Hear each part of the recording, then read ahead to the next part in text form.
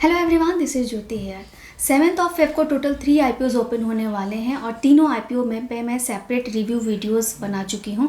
तो इस वीडियो में हम जिस आईपीओ को कवर करने वाले हैं वो है राशि पेरिफेरल आईपीओ। तो कंपनी की डिटेल्स, इसके फाइनेंशियल्स, आईपीओ की डिटेल्स, आईपीओ लाने का ऑब्जेक्टिव, ग्रे मार्केट, प्रीमियम, सभी चीज़ों के बारे में डिटेल में समझेंगे और फिर देखेंगे कि क्या इस आईपीओ में अप्लाई करना वर्थ रहेगा या नहीं। क्योंकि जैसा हम देख रहे हैं कि एक के बाद एक कई सारे आईपीओज आ रहे हैं। इनफैक्ट 7 को जो है टोटल 3 आईपीओज ओपन हो रहे हैं।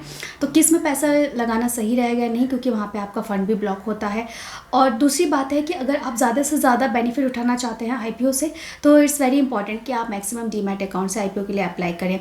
तो आप अपने किसी फ्रेंड फैमिली का डीमैट अकाउंट ओपन कराना चाहते हैं तो लिंक हमारे डिस्क्रिप्शन बॉक्स में है, आप इजीली जाके वहाँ से ओपन करा सकते हैं। अगर आपको किसी हेल्प की या गाइडेंस की ज़रूरत होती है तो आप हमें कॉन्टैक्ट भी कर सकते हैं। तो सबसे पहले हम कंपनी की डिटेल्स के बारे में समझ लेते हैं। तो ये कंपनी इनकॉर्पोरेट हुई थी 1989 में और ये बेसिकली काम करती है इंफॉर्मेशन टेक्नोलॉजी के प्रोडक्ट्स की डिस्ट्रीब्यूशन का ये काम करती है। तो अगर इनके कुछ बड़े क्लाइंट्स के हम नाम लें तो लेनोवो, एचपी, डेल, आसूस, ये कुछ बड़े बड़े ब्रांड्स हैं जो इंफॉर्मेशन टेक्नोलॉजी के प्रोडक्ट्स के ब्रांड हैं जिनकी ये मैन्युफैक्चरिंग करते हैं। तो इन ब्रांड्स के लिए इनके प्रोडक्ट्स के, इनके कंपोनेंट्स की डिस्ट्रीब्यूशन का काम करती है ये कंपनी।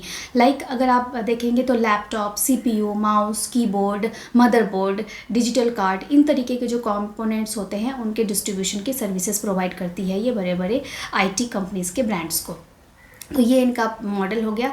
अगर इनके एम की बात करें तो इनका जो एम है, नॉन मेट्रो सिटीज़ में अपने एक्सपेंशन का इनका टारगेट है आने वाले टाइम में, जहाँ पे ये tier 1, tier 2 and rural areas में जो है अपने बिजनेस को जो है एक्सपेंड करना चाहती हैं। क्योंकि रूरल एरियाज़ में, नॉन मेट्रो सिटीज़ में जो है अभी इंटरनेट एंड जो पीसी एंड टेक्नोलॉजी प्रोडक्ट्स की जो डिमांड है वो काफ़ी बढ़ती जा रही है। तो ये इनका मेन फ्यूचर में प्लानिंग है।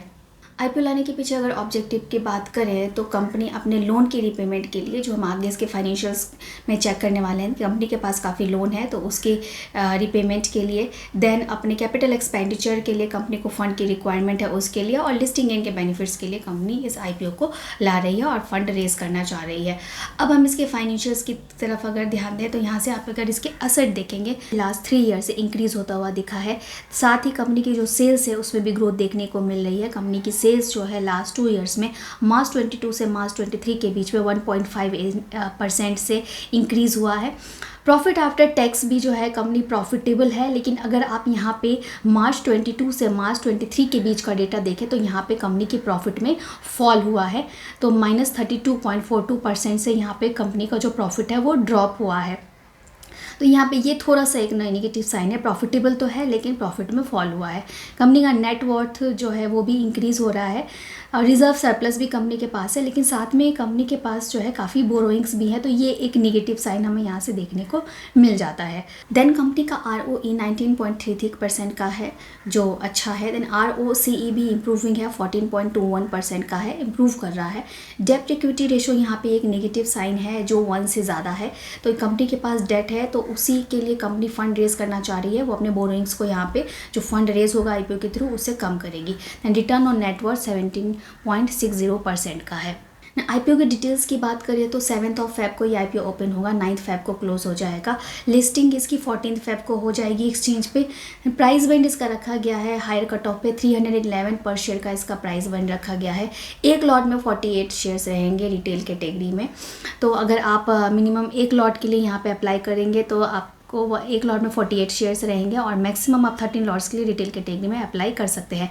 स्मॉल HNI में अगर आप अप्लाई करना चाहते हैं तो मिनिमम आपको 40 लॉट्स के लिए अप्लाई करना पड़ेगा और मैक्सिमम 66 लॉट्स के लिए यहाँ पे आपको स्मॉल HNI में अप्लाई करना होगा।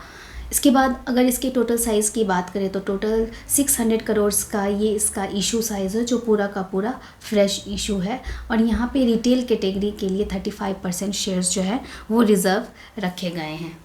अब ग्रे मार्केट प्रीमियम की अगर बात करें तो इसका ग्रे मार्केट प्रीमियम फिलहाल चल रहा है 70 का और आईपीओ का प्राइस हमने देखा था 311 का, जिसके बेसिस पे यहाँ पे 22% तक की लिस्टिंग एक्सपेक्ट की जा सकती है। मतलब अगर एक लॉट की में बात करें तो रिटेल कैटेगरी में एक लॉट के अंदर 48 शेयर्स है, तो एक लॉट के लिए भी आप अप्लाई करेंगे तो यहाँ पे आपको 3800 के आसपास का बेनिफिट आपको एक लॉट पे मिल सकता है। तो अगर बात करें आपकी क्या इस आईपीओ के लिए अप्लाई करना सही रहेगा या नहीं, तो जैसा कि हमने देखा कि अभी पीछे काफ़ी सारे अच्छे आईपीओज़ आए हैं जहाँ पे मोर देन 100% का भी हमें बेनिफिट देखने को मिला है, लिस्टिंग गेन देखने को मिला है।